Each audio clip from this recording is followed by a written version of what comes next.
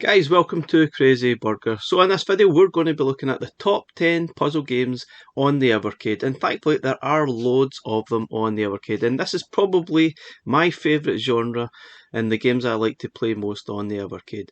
Without further ado, let's get started, starting at number 10. Okay, at number 10 is Maniac Square. However, it's not actually the version that we have on the Gailco Arcade 2 cart. It's actually the secret unlockable version you can get. Obviously, spoiler alert, you can get this by holding down the four sort of shoulder buttons on the VS, and you can actually play the prototype version. And it's a far better game. It's really quite addictive. It's kind of a very columns sort of Tetris style sort of game, and it's very addictive. Obviously this is the prototype version that's at number 10, not the original. Actually, I found the original a little bit boring. You can't really play it for too long without getting a little bit bored of it and a bit fed up, but this version is much more addictive, much more playable, and it's probably a better challenge. Definitely much more fun to play.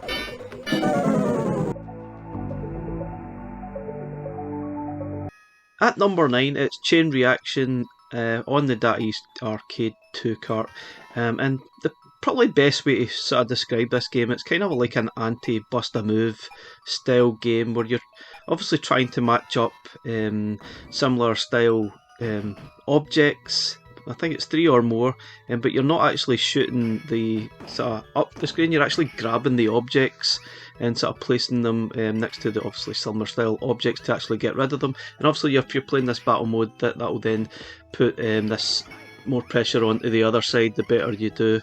And it's very addictive. It's actually quite tricky as well. It gets a bit ferocious. It's good fun to play. I really enjoy this game. Kind of a little bit quirky and a bit strange, but it's very addictive. I really enjoy it.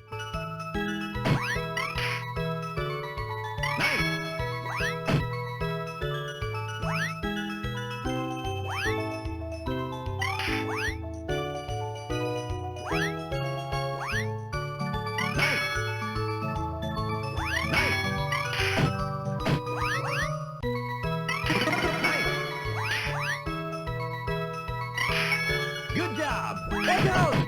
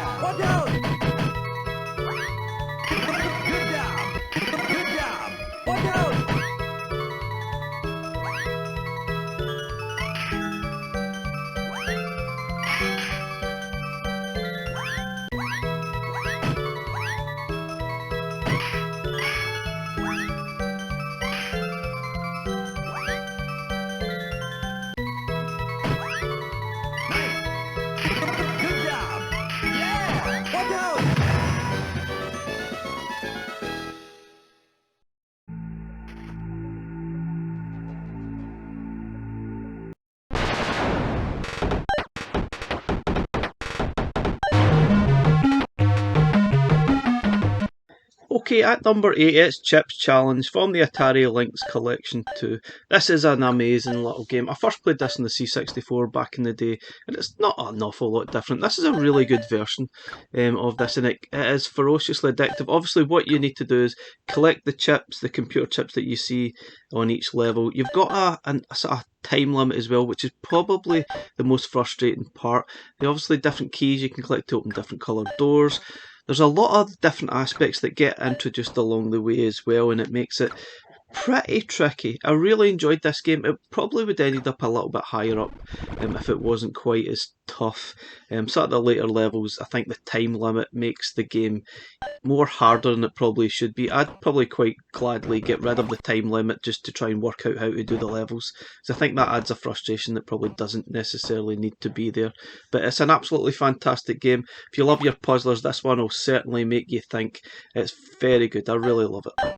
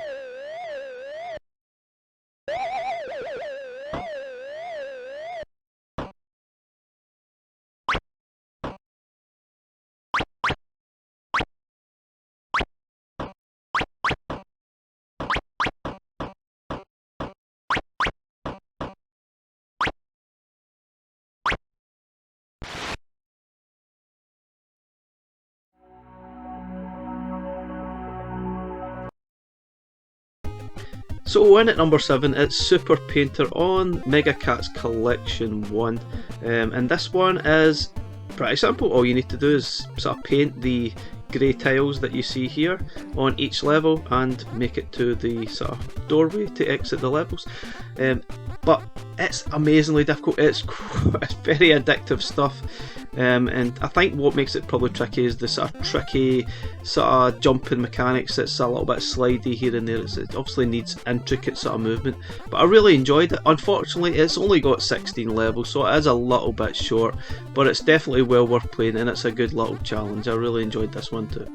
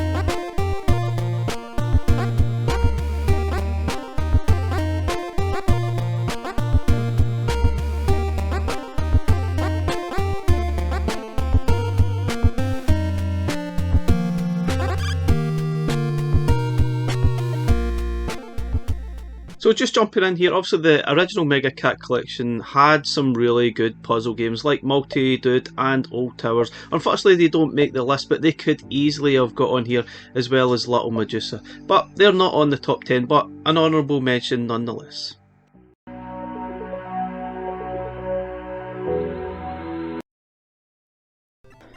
Okay, at number 6 it's Gluff from Mega Cat's Collection 2. Now a lot of these games actually have a very similar feel. You're really trying to sort of step on squares, paint squares, activate, collect stuff. They have a very similar feel. Probably no surprising they come from the same sort of maker as well. But this game, it's a little bit different. You need to charge the character here to sort of then activate each of these tiles. It's a little bit similar, I guess, to Super Painter in that way, whereas you're really just painting tiles again. But this one, I think there's obviously a little bit more to it. It's probably a little bit more trickier. I think the actual platform mechanics are probably a little bit better than Super Painter. It's definitely a step up in my view, and graphics are obviously a little bit better as well. I really enjoyed this one. It's very addictive. It gets very tricky in the later levels too, but it's very well worth playing. If you enjoyed Super Painter, you'll really enjoy Gluff.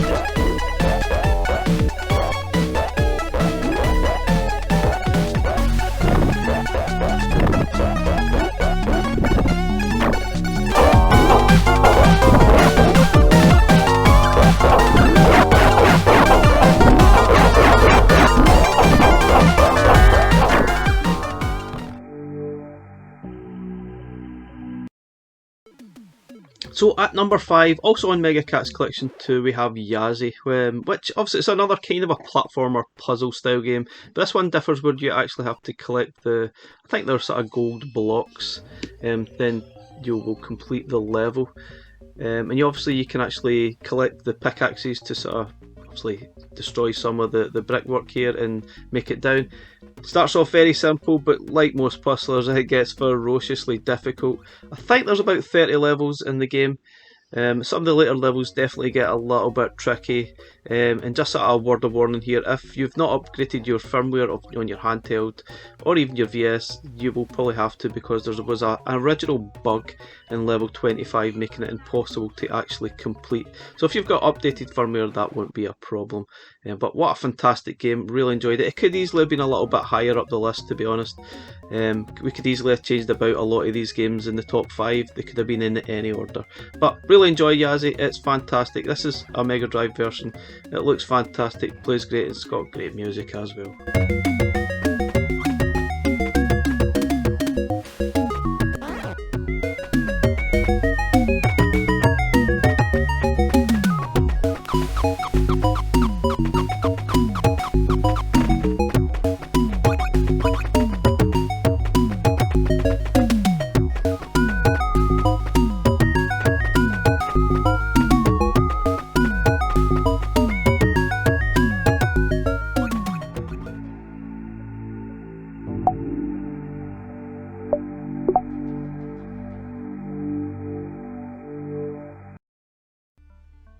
Okay, so now we have Alter Ego at number 4, also on the Mega Cats Collection 2. There's an awful lot of puzzle games on the both Mega Cats Collection, but they're all really good on their own right. This one's a little bit like Yazzy, except you have the added difference that you've got your Alter Ego. You can switch between the ghostly sort of character you can see in the screen here, and that makes a massive difference to the gameplay and how you actually take on these levels. It starts off easy enough, just like a lot of these puzzle games, but it gets really tough. It really actually hurts your brain trying to think it through, and some of the later levels are really tricky because a lot of platforms sort of fall away if you stand on them. There's a lot of these enemies sort of going back and forth, but wow, what a challenge. Really enjoy it. It certainly makes your brain think and it makes your brain hurt, but it's fantastic. Really enjoyed this one.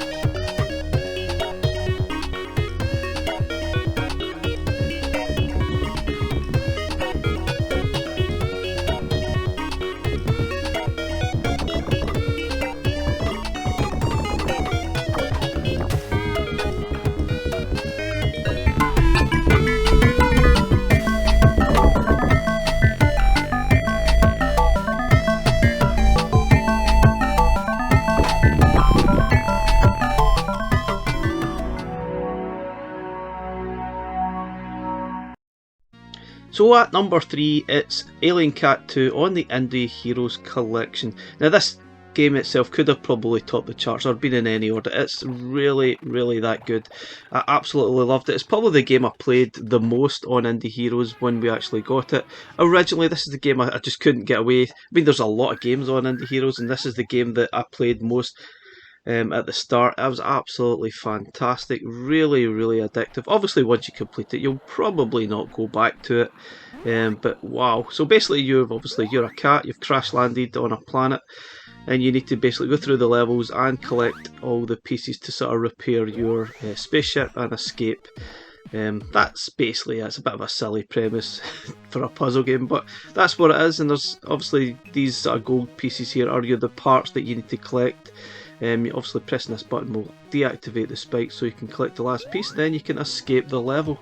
That sounds very simple, doesn't it? But once you get to later levels, it gets a little bit more complicated, and I think the complications sort of rise when you see 2 cats suddenly appearing on screen, then 3 cats, and then amazingly you get 4 cats all at once. And as you can see here, when you move one, the other one moves as well. And then when you get that up to 4 cats on the screen at once, wow, it really hurts the brain. You obviously have to think and look at every single cat before you move, because if you move in the wrong direction, you could land on spikes, you could die.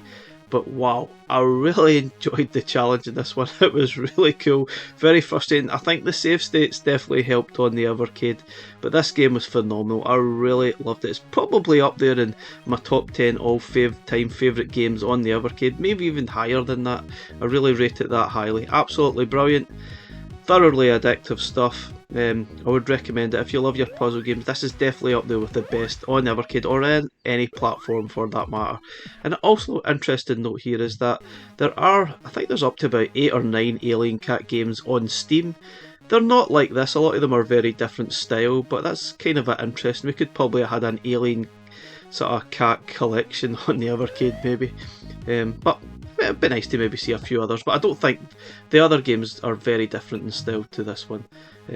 But yeah, worth noting anyway. What a fantastic game.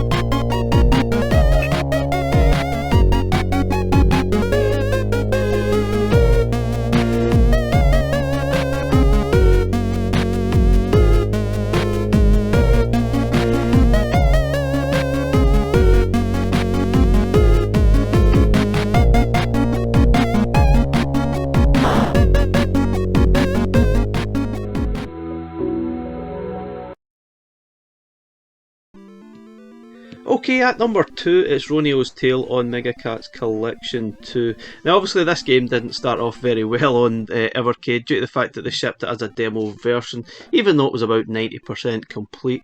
But we've eventually got the full version, which really just added about 10 levels and a boss level to it. But without looking into the controversy surrounding it, this is a fantastic game.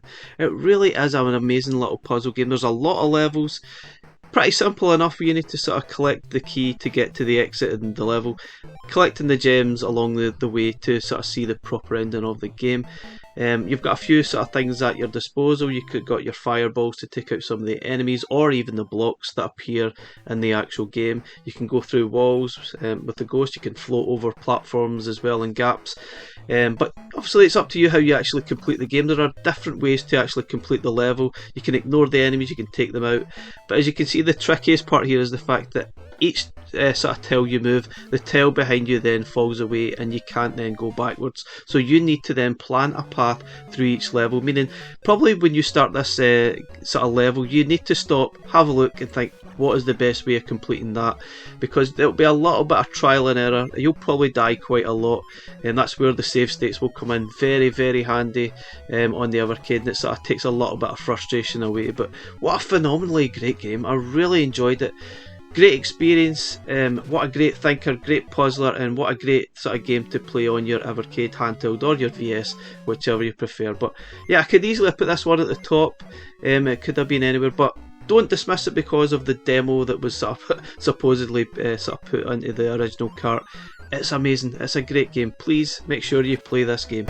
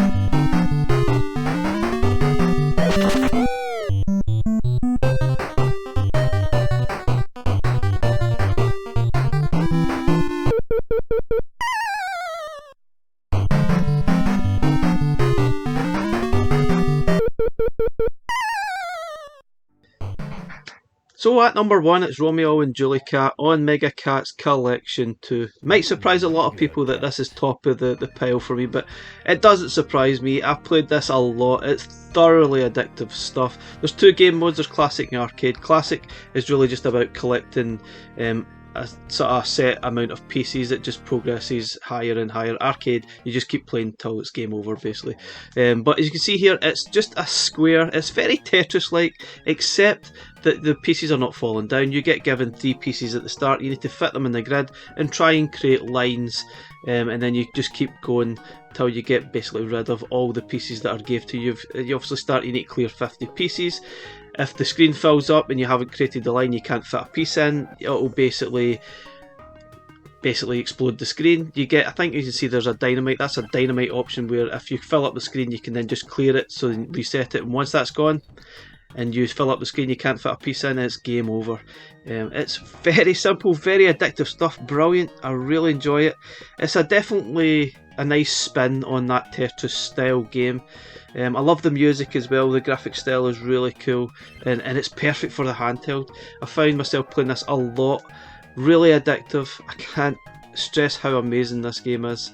I mean, obviously it's very simple, but this is what I like, a nice little pick up in game. If you only got maybe 5 minutes or 2 minutes to spare, you can pick up, have a quick game, create a few lines, and then maybe sort of switch off and come back later on. The save states obviously come in handy on the Evercade. Wow, I can't recommend this game enough. It's phenomenally brilliant, especially for those that love your handheld gaming.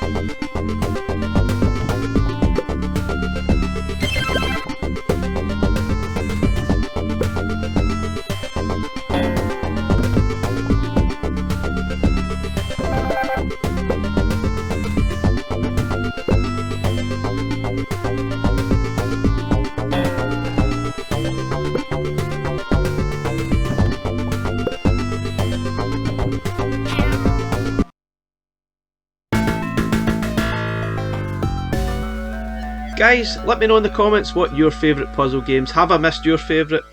Let me know. Guys, thank you for watching. Please like, subscribe, and we'll catch you again in the next one. Bye for now.